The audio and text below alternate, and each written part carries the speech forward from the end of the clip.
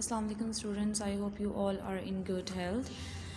Students, in previous lecture we started unit number 6, air and the atmosphere, in which we discussed about the difference between the air, atmosphere, the composition of the air, and either air is soluble in water or not, and how does it work.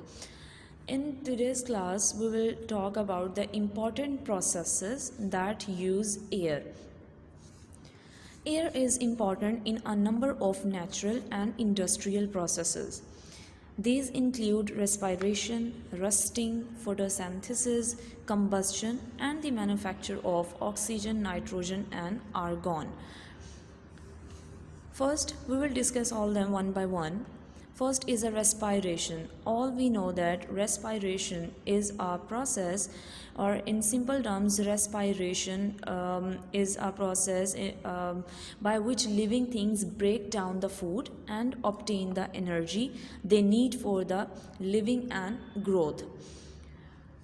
All plants, animals respire all the time, by night and day. Now the equation for the respiration, when the food, for example, if a glucose and is oxygen, they mix together, the resultant is the carbon dioxide, water and energy. Human beings and other mammals, together with birds, reptiles, amphibians, they all are the kinds of vertebrates, they obtain the oxygen they need for respiration by breathing in air through lungs. They breathe out air which contains less oxygen and more carbon dioxide and water vapors. All we know that during daytime, because plants photosynthesize, so they release carbon dioxide, they take carbon dioxide and release oxygen, and vice versa. The human beings release carbon dioxide which the plants take, and as the resultant, the humans get oxygen. So, in the case of air breathed out by the beings, this contain approximately 16% of the oxygen and 4% of carbon dioxide, with more water vapors than was breathed in. So, first absorb oxygen from fish, absorb oxygen from the water using their gills, because if there are living things in the water, all the sea animals and plants, they also need oxygen for their growth and development, but we studied just that all the human beings with other mammals, including the birds and the reptiles and the mammals, so they breathe through lungs, because fish are the sea animals, so they absorb the oxygen from the water by using their gills and release carbon dioxide back through their gills into the water. Plants breathe through the pores called the stomata on the underside of their leaves. So that's why it is said that plants are, it is advantage for the plants to be thin, because in day time, when the plant will photosynthesize, so more light can penetrate into and more rapidly and reach to the stomata, where they are underside of their leaves. So this stomata should be the broad, and the plants should be thin enough so they can get more light and photosynthesize, so and as a result can make their own food. Here you can see the two graphs. First, it's a composition of air inhaled by a person and composition of air exhaled by a person. First, we will see what is the composition of air, what gases and water vapors will be involved when we inhale. So first, the most area will be of the nitrogen, that is of 78%.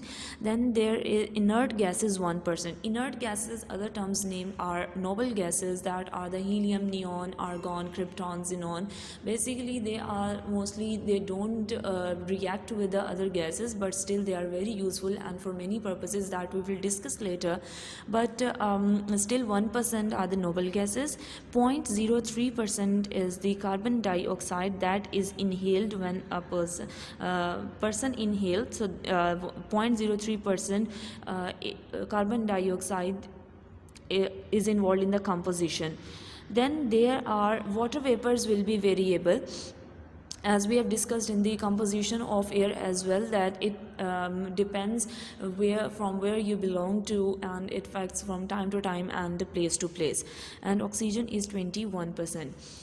Now here is the composition of air exhaled by a person. When a person exhale air, so it contains exactly the same. When we inhale nitrogen, the same as 78%, then oxygen 16%, and inert gases 1%, carbon dioxide 4%. Now you can see a difference, vast difference between 0.03% when we inhale, and when we exhale it's 4% that carbon dioxide take from the air, and water vapors more inhaled than air. So this is the respiration that we have already discussed in previous lectures and chapters. Coming towards the second process, that is named as rusting.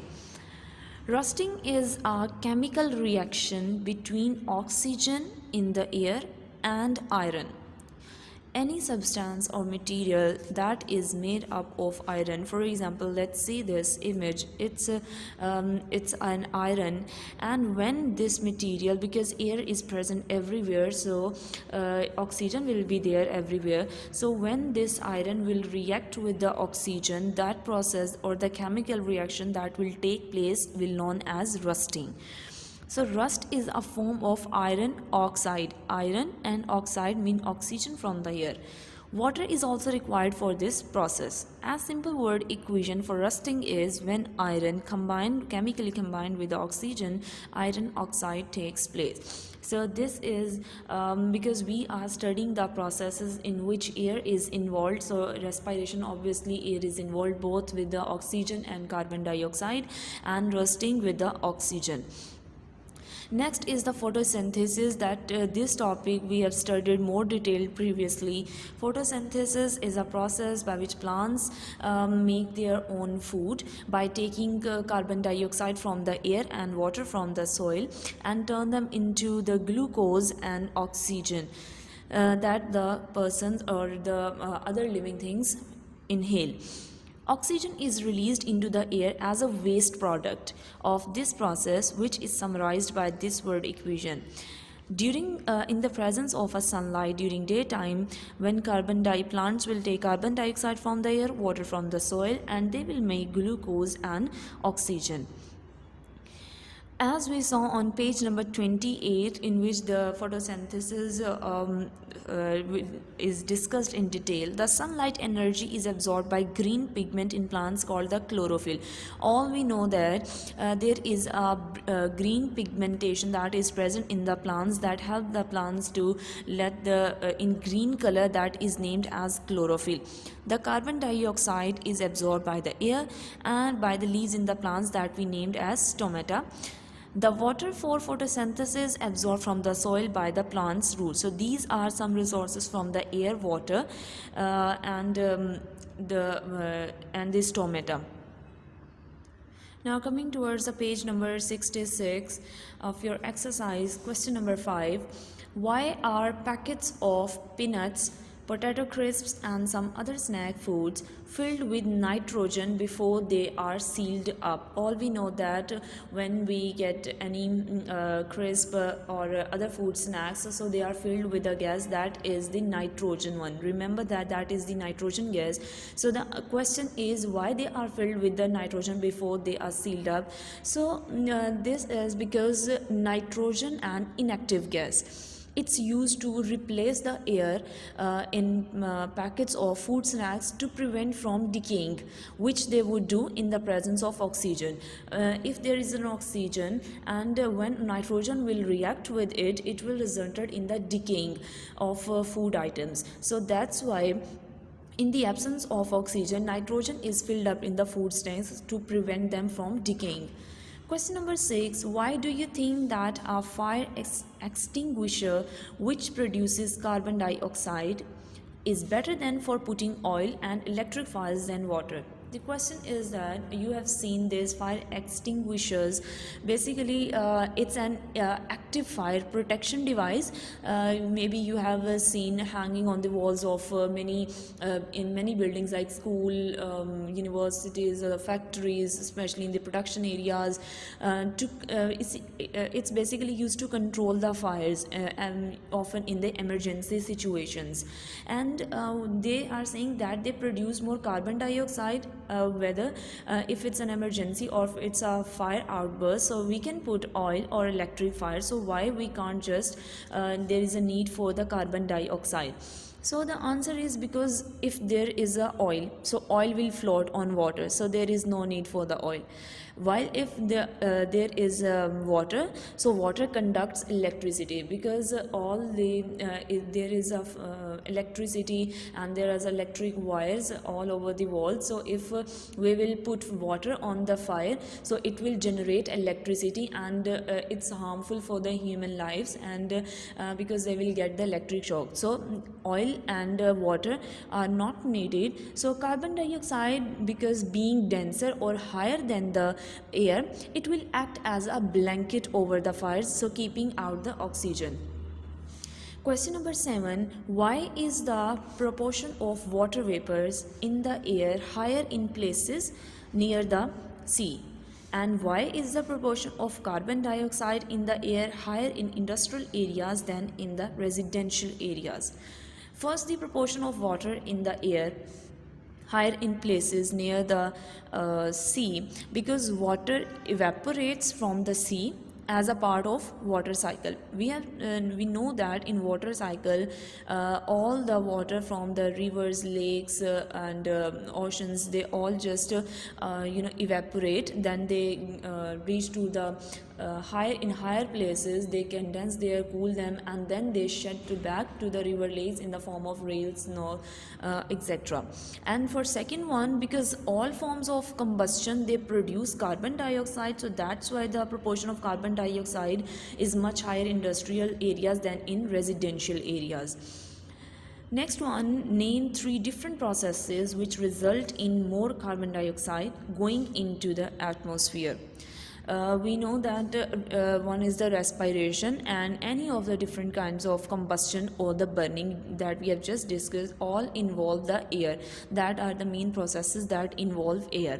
For example, all the motor vehicles, power stations, and the clearance of forest by the fire, or the roads, or the industry, they also add. So these are some examples and the processes that adds more carbon dioxide into the air.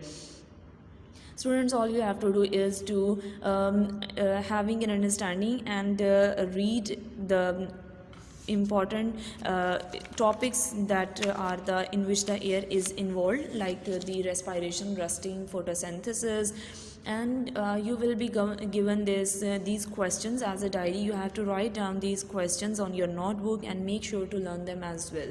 Thank you.